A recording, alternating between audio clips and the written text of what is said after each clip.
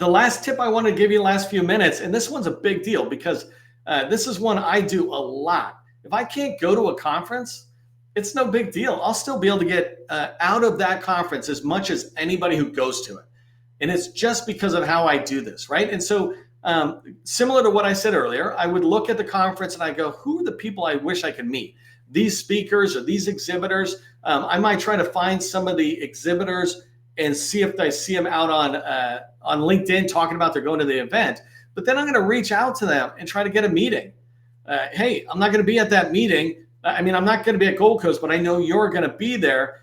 Any chance we can get 15 minutes for a quick intro call, right? But I'm using Navy Gold Coast because I know they're going to it. I just saw them on that, and I'm reaching out to them to try to get in. And so you don't even have to go to the event. You can just look at the event's details, find the speakers, find the exhibitors, and to be able to reach out.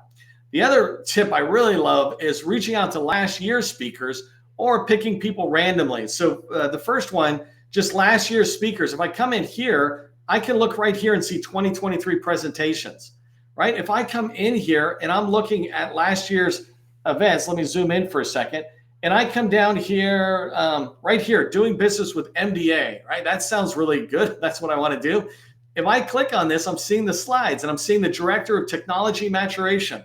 I don't know who that is, but say that I do and I want to meet that person, then I'm able to just reach out to them. And I didn't even check this ahead of time, but I'm curious if they actually, hold on, I'm just going to the bottom really quick.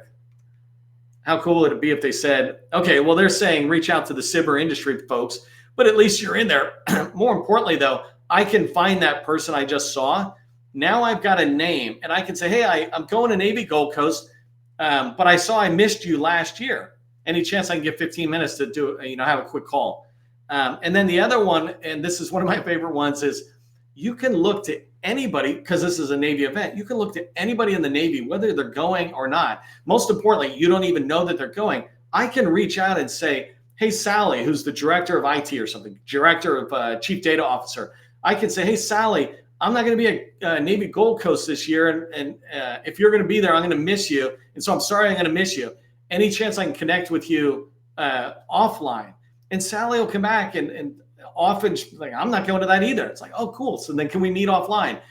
It's a tactic, right? There's nothing wrong with it because what I'm saying is that my email is, I'm not going to be at the Gold Coast, so I'm afraid I'm going to miss you if you're going to be there. Can we have a meeting? It's just an icebreaker way of saying Navy Gold Coast. Everybody in the Navy in any kind of leadership role is tracking on this. Whether they go or not, they know that this event is happening. It's a big Navy push to the small business community. And so they're aware of these things that are just flying around. If you use that as an icebreaker, it's kind of like using the Super Bowl. We call it long tail marketing. You're just borrowing the Navy Gold Coast energy to try to get into a meeting with somebody in the Navy.